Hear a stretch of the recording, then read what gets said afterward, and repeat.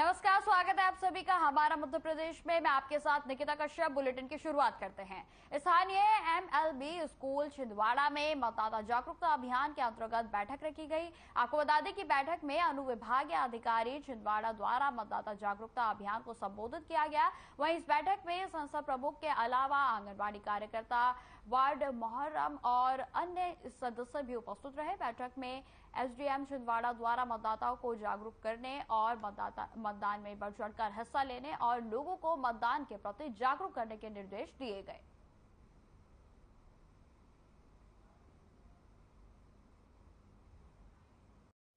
अभी मतदाता सूची का काम चल रहा है। सर्वेक्षण का काम आगामी विधानसभा निर्वाचन के लिए होगा।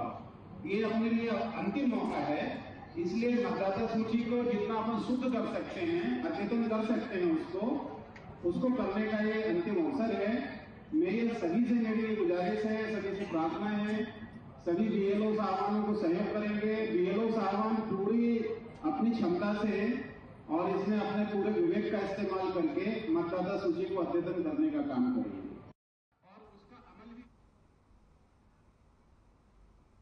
पुनासा रोड निर्माण का कार्य जोरों शोरों पर चल रहा है। वहीं रोड निर्माण के बड़े पैमाने पर बगैर अनुमति राजस्व विभाग को नुकसान पहुंचाते हुए अवैध खनन जारी है। वहीं आपको बता दें कि मामला पुनासा जनपद के ग्राम पंचायत खेरगांव के गांव पालसूद से सामने आया है। यहां पर भी रोड निर्माण में सरकारी बेड़ियों पर दिन दिहाड़े ट्रैक्टर ट्रॉली और JCB से अवैध खनन किया जा रहा है। वहीं आपको बता दें कि जब अवैध खनन करने वालों के हौसले इतने बुलंद हैं कि दिन दिहाड़े वह इस कार्य को अंजाम दे रहे हैं। वहीं तहसीलदार ने मामले को लेकर पटवारी को लेटर भी जारी कर दिया है। वहीं आपको बता दें कि जांच रिपोर्ट आने के बाद अब कार्रवाई करने की बात कही जा रही है।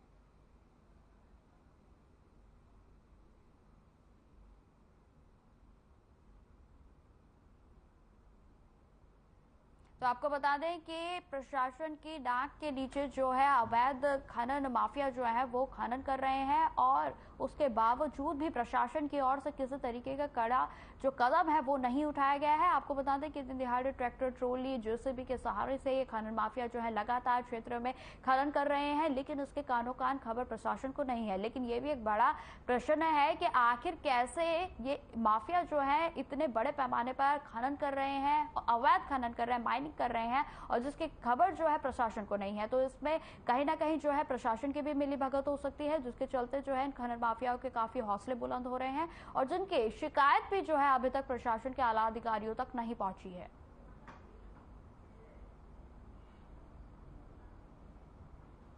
मांगलिया के शासकीय जनजातीय सीनियर ब्लॉक बालक छात्रावास में विधिक साक्षरता और ग्राहक जागरण शिविर का आयोजन किया गया। यह आयोजन जिला विधिक सेवा प्राधिकरण इंदौर और अखिल भारतीय ग्राहक पंचायत महानगर इंदौर के संयुक्त तत्वाधान में किया गया। वहीं आपको बता दें कि इस मौके पर अतिथियों ने पौधारोपण भी किया और जिसके बाद संत शिरोमणि रविदास और डॉक्टर भीमराव अंबेडकर के चित्र पर माल्यार्पण किया गया। कार्यक्रम का शुभारंभ किया गया। कार्यक्रम में उपस्थित अतिथियों ने आम आदमी को दिए गए विधिक अधिकारों और ग्राहकों के हितों के लिए रक्षा करने के लिए बनाए गए प्रावधानों के बारे में उपस्थित छात्रों को जानकारी दी। वहीं आपको बता दें कि कार्यक्रम के दौरान ग्राहक पंचायत की ओर से ग्राम पंचायत के राष्ट्रीय उपाध्यक्ष मेहताब सिंह कौरव, इंदौर अध्यक्ष देवेंद्र दुबगे और उमेश प्रजापति समेत गणमान्य लोग मौजूद रहे।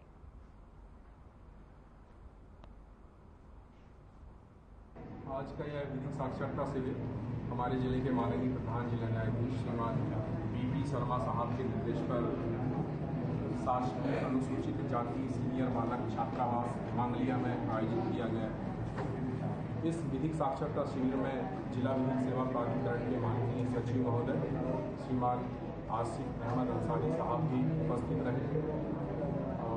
चूँकि स्वतंत्रता दिवस आने वाला है, इस अवसर पर आज के इस छात्रावास में बालकों को माननीय सचिव महोदय के द्वारा संविधान में प्रदत्त मौलिक अधिकार और मौलिक कर्तव्यों की जानकारी विस्तृत रूप से प्रदान की गई।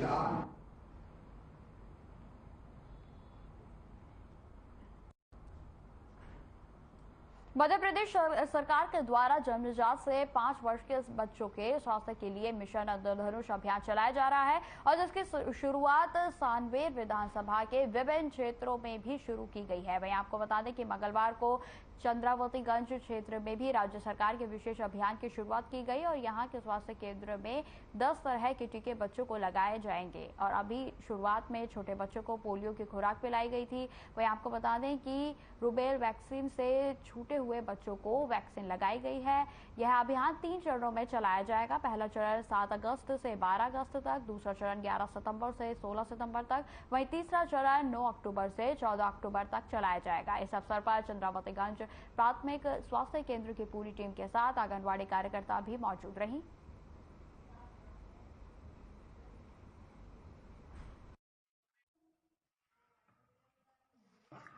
IMI का जो सेशंस है वो आज स्टार्ट हुए हैं, जिसमें 0 से 5 साल तक के बच्चों का टीकाकरण होना है, छूटे हुए बच्चों का।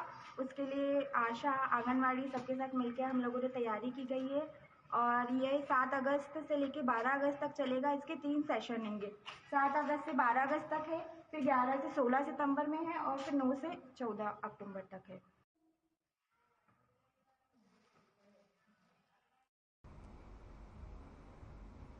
ज्योतिर्लिंग ओंकारेश्वर नर्मदा नदी से बड़ी मात्रा में बांध परियोजना के नीचे चट्टानों की खुदाई कर करोड़ों रुपए के पत्थर निकालने का गौरख धंधे का खेल चल रहा है। वहीं आपको बता दें कि समाजसेवी प्रदीप ठाकुर, नगर कांग्रेस अध्यक्ष गोपाल खांडेलवाल ने प्रशासन और शासन पर आरोप लगाते हुए कहा कि पत्थरों की तस्करी जिम्मेदारों की लापरवाही से हो रही है। वहीं बांध एजेंसी के द्वारा सिक्योरिटी गार्ड नियुक्त किया गया है। प्रतिबंधित क्षेत्र में कैसे डंपर ट्रैक्टर दिन रात जा रहे हैं और बड़ा सवाल यह है कि करोड़ों के पत्थरों की तस्करी से तीर्थ नगरी में जहां छवि खराब हो रही है, तो वहीं समाज सेवियों ने गौरख धंधों में बंद कर जिम्मेदारों के विरुद्ध कार्रवाई की मांग की है और कार्रवाई नहीं होने पर आंदोलन की चेतावनी भी दी गई है।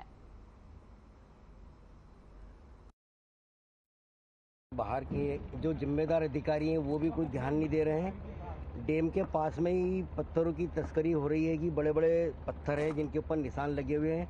हो सकता है ये शिवलिंग के लिए जा रहे हों या जो भी तस्करी की जा रही है, कोई भी अधिकारी इनको रोकने को तैयार नहीं है। जबकि NHDC की चौकी भी यहाँ पास में लगी हुई है, वहाँ भी किसी प्रकार का प्रतिबंध नहीं है। और कोई अन्य आदमी एक आध ट्राली कुछ भरता है, दूसरी चीज़ करता है तो उस पर तुरंत रोक लग दी जाती है। जबकि यहाँ पे अभी वर्तमान में हम सब लोग यहाँ पर देख रहे हैं 3-3 ट्रैक्टर भर करके और पत्थरों की बड़े बड़े पत्थर जा रहे हैं, जिसको किसी प्रकार से कोई रोकने को तैयार नहीं है। प्रशासन इस पर अगर कार्रवाई नहीं करता है तो आप क्या हम हमारे बड़े नेताओं को बोल करके शिकायत करेंगे आगे चल के। अभी हमने SDM और तहसीलदार साहब को कई बार सूचना दी है कि बांध का जो निचला क्षेत्र है उसमें पत्थरों की तस्करी की जा रही है। यहाँ से हजारों ट्राली पत्थर निकाल के ले जा रहे हैं। उसके कारण जो बांध का निचला हिस्सा मिट्टी है पूरा, आने वाले समय में किसी दिन बांध के द्वारा पानी छोड़े जाने से ओंकारेश्वर जो नगर है पूरा कहीं ना कहीं असुरक्षित है। तो इस संबंध में शासन प्रशासन को हमने अवगत कराया है, व्हाट्सएप पे उनको सूचना भी दी है, पर अभी तक कोई कार्रवाई नहीं। अच्छा, NHDC द्वारा यहाँ सुरक्षा की दृष्टि से गार्ड को बना रखा है, इनके द्वारा भी कहा जा रहा है कि हमको किसी प्रकार निर्देश प्राप्त नहीं हो रहे, तो ये किस प्रकार की तनख्वाह ले रहे हैं? बांध की पूरी जो सुरक्षा है निश्चित रूप से NHDC की है और NHDC को भी इस ओर सार्थक पहल करना चाहिए, क्योंकि कल को बांध द्वारा किसी भी प्रकार की सुरक्षा में चूक होती है तो ये जो पत्थरों की तस्करी हो रही है ये भी एक बहुत बड़ी चूक होगी।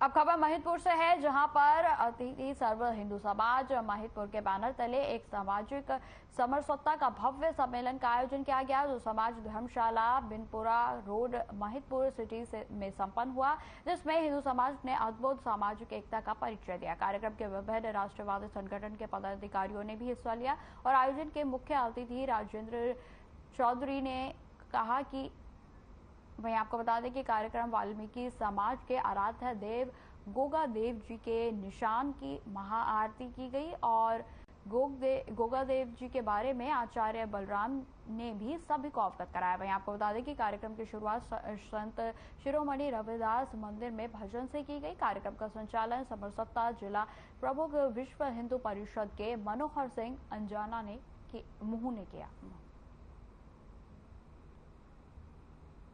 तो आपको बता दें कि हिंदू समाज के द्वारा जो है एकता का परिचय दिया गया है, जिसमें भारी संख्या पे हिंदू समाज के लोग, पदाधिकारीगण, हिंदू संगठन जो है शामिल हुए। वहीं आपको बता दें कि जो कार्यक्रम का आयोजन है उसमें गोगा महाराज जी की जो है आरती की गई, भव्य आरती की गई, जिसमें कई नेतागण भी जो है शामिल होने की बात कही, शिरकत की। और आपको बता दें कि हिंदू संगठन के जो लोग हैं उनके द्वारा भव्य आयोजन जो है किया गया है, और जिसके इस आयोजन का जो उद्देश्य है वो हिंदू का परिचय देना है, उसका एकता का परिचय देना है।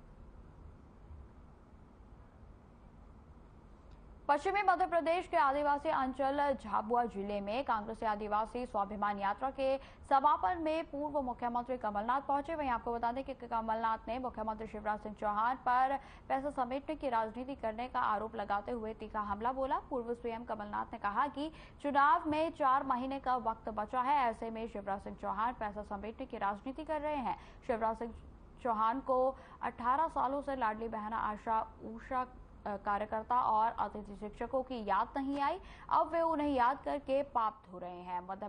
मध्य प्रदेश में अपराध की श्रेणी में नंबर 1 है। और वहीं आपको बता दें कि कानून की व्यवस्था भी पूरी तरीके से ध्वस्त हो चुकी है। प्रदेश में बढ़ती बेरोजगारी को लेकर कमलनाथ ने कहा कि इंदौर सीमेंट के 6 सेशन हुए। शिवराज सिंह चौहान ने 33 लाख करोड़ निवेश करने की घोषणा और जुमलेबाजी करते हुए नजर आते हैं। 33 लाख करोड़ तो पूरे देश में इतना पैसा नहीं आया। आप सिर्फ घोषणा करते हैं कि विश्वास से उद्योग स्थापित होते हैं।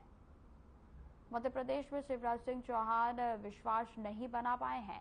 अब मध्य प्रदेश की जनता शिवराज की झूठी बातों में आने वाली नहीं है।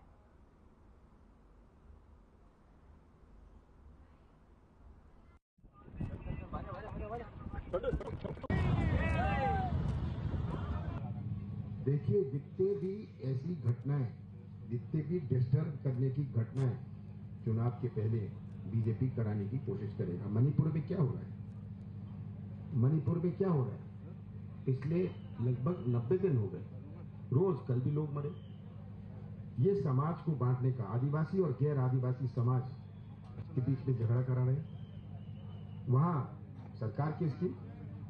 बीजेपी की। आपके पास पूरी मिलिट्री है, पूरी सीआईएसएफ है, पूरी सीआरपी है, तो क्यों नहीं कंट्रोल हो रहा है? मणिपुर की घटना बहुत खतरनाक है, क्योंकि ये बीज बोरी है, बहुत सारी चीजों के बीज बोरी है, ये हमें याद रखना है।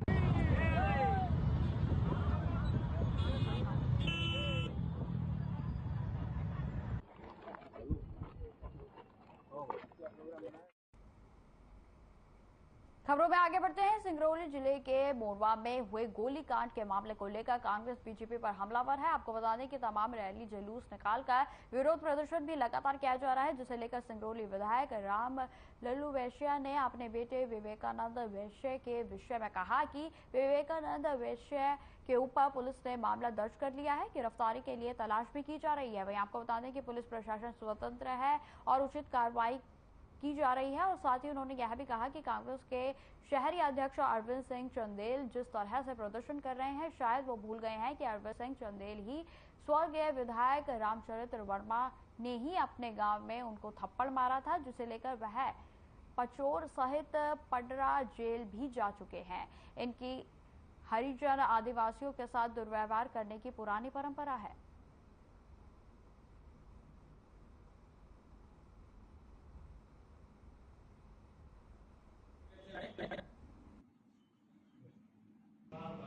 पर मैं ये कहना हूँ कि यदि विवेक का बात आता है, उसके साथ दीपक पटका भी था।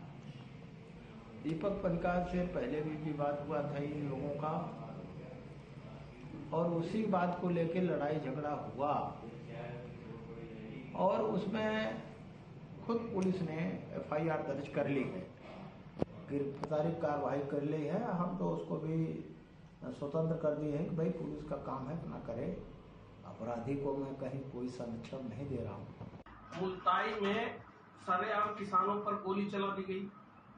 कांग्रेस के शासनकाल में दर्जनों किसान मारे गए। बैतूल, मुल्ताई बैतूल जिले में सभी जान रहे हैं।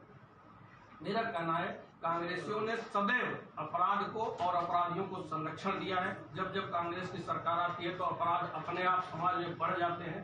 वो दूसरे पर अपने जैसा ही सोचकर झूठा आरोप प्रत्यारोप लगाते हैं। अभी विधायक जी ने नाम लेकर भी बताया, जिनके खिलाफ FIR दर्ज है, जो सजा याफ्ता है, जो विनती करके समझौता किए, वो सब आरोप प्रत्यारोप लगा रहे हैं। जनता इनको जानती है।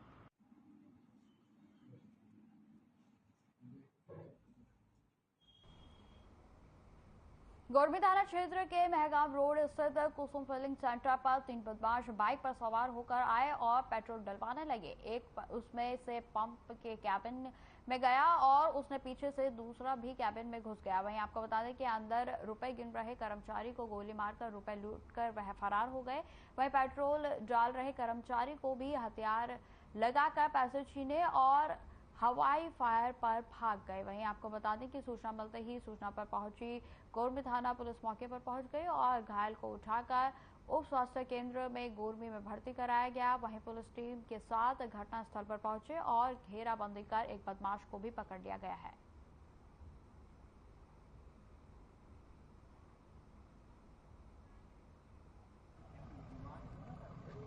वो कुसुम फिलिंग सेंटर पे था तो कैश गिरना था अंदर। कौन? मैं। तो वो आए और उन्होंने कहा ये छोड़ो। मैंने मना किया तो उन्होंने गोली दे दी, कैश छुड़ा दिया। कितने लोग थे वो? 3 लोग थे। किससे आए थे वो? Pulsar motorcycle. क्या हुआ था यहाँ? सर मैं पेट्रोल डालने आए थे सर 3 लड़के। हाँ। उन्होंने सर फायर दिया था, वो गोली दी थी, 2 फायर दिए थे और पैसे ले गए फादर। गोली किसमें दी? सर आसिम में। कितने पैसे ले गए वो? पैसे सर वही होंगे 50-60 समझ।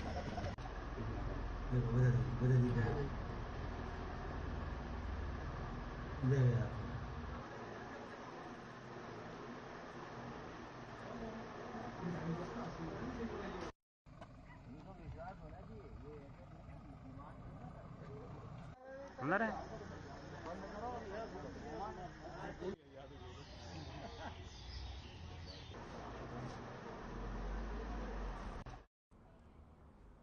अब खबर नरसिंहगढ़ से है, जहां पर विश्व हिंदू परिषद बजरंग दल प्रचंड नरसिंहगढ़ खंड सराना ग्राम समिति बडोदिया तालाब में त्रिशूल दीक्षा का कार्यक्रम संपन्न हुआ। आपको बता दें कि खंड के सभी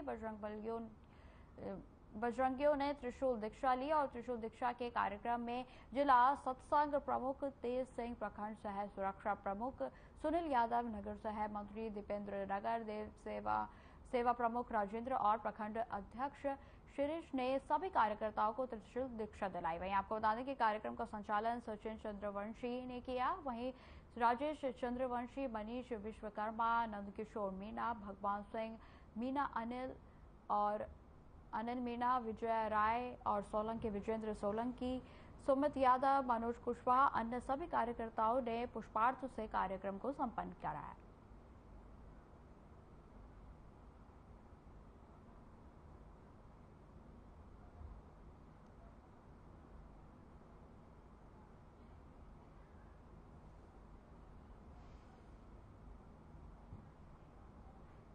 सुप्रीम कोर्ट से राहुल गांधी के मानहानि मामले में गुजरात हाईकोर्ट के द्वारा सजा पर रोक लगाए जाने के बाद बालाघाट में कांग्रेसियों ने खुशी मनाई। आपको बता दें कि जिला कांग्रेस कार्यालय से रैली के रूप में निकालकर कांग्रेसी हनुमान चौक स्थित बजरंगबली के मंदिर पहुंचे, जहां पर कोर्ट के फैसले पर खुशी जाहिर करते हुए भगवान बजरंगबली को प्रसाद चढ़ाया गया और साथ ही साथ आशीर्वाद भी लिया गया। जिसके बाद कांग्रेसियों ने हनुमान चौक में अपने नेता की सजा पर कोर्ट की रोक की खुशी का जश्न मनाकर एक दूसरे का मुंह भी मिठा गया और ढोल नगाड़ों की धुन पर नाचते हुए भी नजर आए।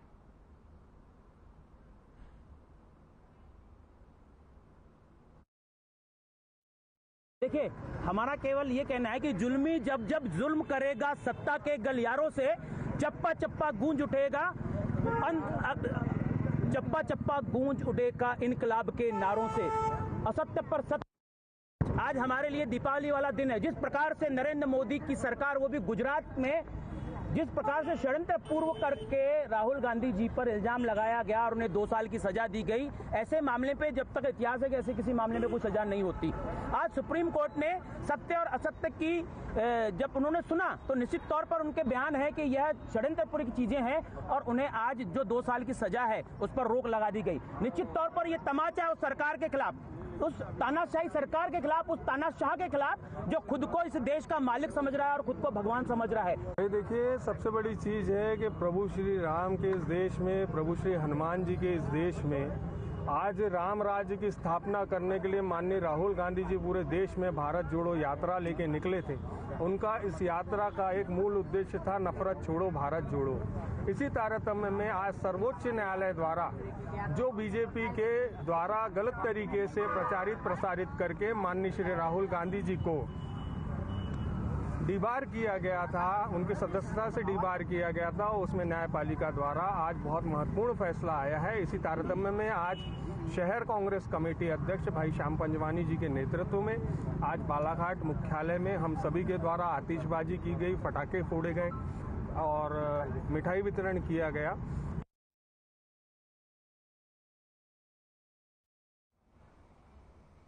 अब खबर गुना से है, जहां पर एस्ट्रोटर्फ युक्त हॉकी ग्राउंड का नगरपालिका अध्यक्ष ने लोकार्पण किया है। आपको बता दें कि बारिश के समय खिलाड़ियों को कीचड़ की वजह से काफी समस्याओं का सामना करना पड़ता था और जिसको लेकर ग्राउंड तैयार किया गया है। वहीं नगरपालिका अध्यक्ष प्रतिनिधि अरविंद गुप्ता ने बताया कि हमारा एक ही उद्देश्य है कि हमारे शहर एवं जिले के खिलाड़ी हमारा नाम रोशन करें।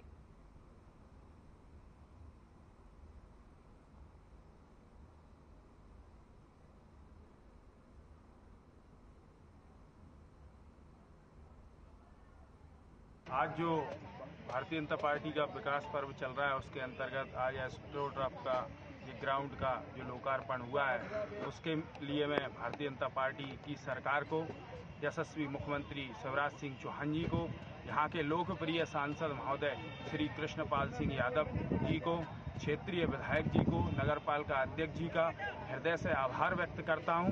इससे हमारे गुना जिले की जो प्रतिभाएं थी, जो छुप रही थी, उनको प्रदेश स्तर पर, राष्ट्रीय स्तर पर खेलने का मौका मिलेगा और बाहर की टीमों का भी गुना शहर में आना होगा। इसके लिए पूरे शहर को और पूरे खिलाड़ियों को बहुत बहुत साधुवाद, बहुत बहुत धन्यवाद प्रशासन का, शासन का, भारतीय जनता पार्टी की सरकार का।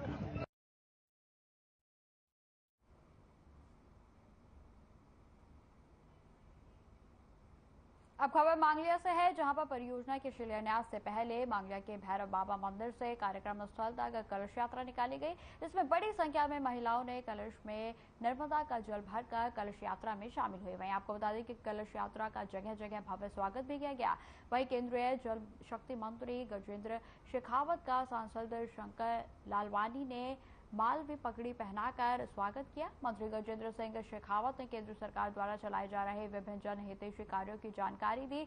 दरअसल मांगलिया क्षेत्र में 3 तेल कंपनियों के डिपो होने की वजह से पिछले 30 सालों से क्षेत्र के लोग पेट्रोल डीजल मिश्रित जल पीने को मजबूर हो रहे थे और अब करीब 10 करोड़ की लागत से 12 किलोमीटर लंबी यह परियोजना 1 साल में पूरी होगी। वहीं आपको बता दें कि बूढ़ी बलाई क्षेत्र में फिल्टर प्लांट लगाया जाएगा और प्रतिदिन 22,20,000 लीटर स्वच्छ एवं साफ पानी जो है वो मांगलिया के क्षेत्र के लोगों को मिलेगा। इसका पूरा खर्च पेट्रोल मंत्रालय के अधीन तीनों ऑयल कंपनियों के द्वारा वहन किया जा रहा है और इस परियोजना के आने के बाद क्षेत्र के लोगों की सालों की पुरानी मांग पूरी होगी।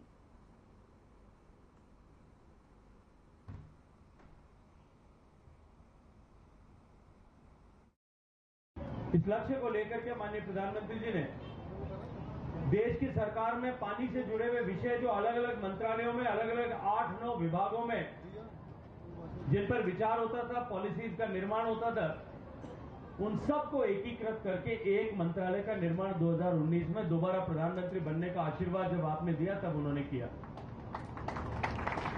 2014 में देश का प्रधानमंत्री बनने के बाद में जो उन्होंने एक यात्रा प्रारंभ की थी और प्रधानमंत्री की कुर्सी पर आरूढ़ होने से पहले जो संकल्प उन्होंने देश और दुनिया के सामने व्यक्त किया था कि मैं सामान्य मानवी के जीवन में परिवर्तन ला करके वो बेहतर जीवन यापन कर सके, उनके जीवन में ईज ऑफ लिविंग आए और मूलभूत आवश्यकताओं से, मूलभूत समस्याओं की चुनौतियों से उनको मुक्ति दिला सके, इस दृष्टिकोण से हमारी सरकार काम करेगी। मोदी सरकार में अभी तक केंद्र की जितनी भी सरकार रही, उन सरकारों में कभी ये जल शक्ति मंत्रालय नहीं हुआ करता था। अब आप पूछोगे क्यों? क्योंकि पहले की सरकारों की ऐसी सोच नहीं थी। ये प्रधानमंत्री नरेंद्र मोदी जी की सोच है कि उन्होंने इसका मंत्रालय पूरा, अब इसका मंत्रालय भी क्यों अलग बनाया होगा आप सोचिए। माननीय प्रधानमंत्री नरेंद्र मोदी जी नीचे से आते हैं, उन्होंने आम लोगों की समस्या समझी है। हमारी ग्रामीण की महिलाएं यहाँ बैठी हुई हैं। हमने देखा एक समय था जब ग्रामीण में हमारे बुजुर्ग लोग जो यहाँ बैठे हुए हैं, उनको मालूम है कि किस प्रकार की स्थितियां थी गांव में। हमारी माता बहनें मटकी के ऊपर मटकी हन्ने लेके जाती थी, या तो कुएं पे या फिर बोरिंग पे या नदी पे पानी भर के लाती थी। हम देखते थे, ये देखते थे ना। लेकिन उन्होंने ये मंत्रालय बनाया कि हमारे माता बहनों को घर घर में जल मिलना चाहिए, और इसलिए उन्होंने अलग मंत्रालय बनाया।